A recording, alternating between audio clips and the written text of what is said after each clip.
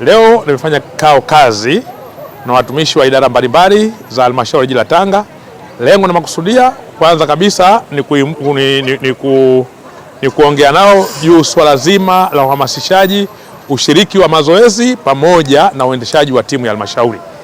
Lengo letu ni kuiona Tanga City au jiji la Tanga inakuwa na timu ambayo moja ni timu ya mpira wa miguu kama wenzetu wa Dodoma City, Mbeya City au wale wenzetu wa Kinondoni. Kwa hiyo sisi watu wa Tanga tunao uwezo huo.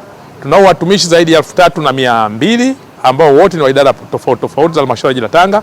Lengo letu naamini tukithubutu tunaweza. Kwa sababu ndani ya watumishi hao ajira mpya ni karibuni ya watumishi 114 ambao hawa ni watendaji wa mitaa peke yao, ambao lika lao linaendana kabisa na michezo ambayo jiji la Tanga linataka kushiriki nayo.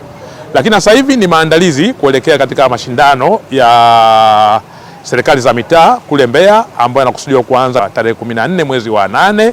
Sisi kama jiji tunao utetezi wa kombe la netball ambao katika mashindano yaliyopita Tanga tukiwa wenyeji tulikuwa ni washindi wa pili. Kwa hiyo maandalizi haya tunaanza mapema. Na kikao hiki kimeshirikisha idara ya utumishi kwa maana afisa utumishi kupitia kwa kumwakilisha mkurugenzi wa jiji la Tanga, lakini vile vile kwenye idara ya michezo, utamaduni, sanaa ambazo zote hizi zinashiriki katika swala zima la uandaaji wa michezo. Ushiriki wetu tunatamani sana tukashiriki mashindano yote ambayo TAMISEMI wanaandaa.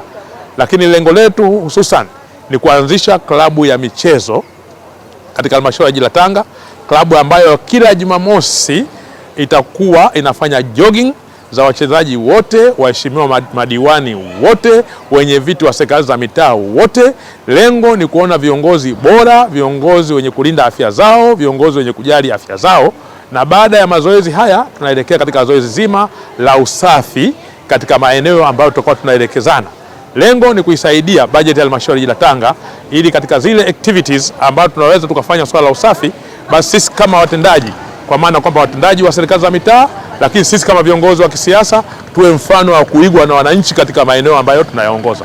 Hivyo nitoe rai kwenye idara mbili hizi katika maazimio yangu kwamba kuanzia Jumamosi ya wiki inayokuja tutaanzia hapa halmashauri ya jiji la Tanga kuanza jogging ya mwendo, si kwa maana tutakimbia, kwa sababu moja tuanze kujenga afya zetu.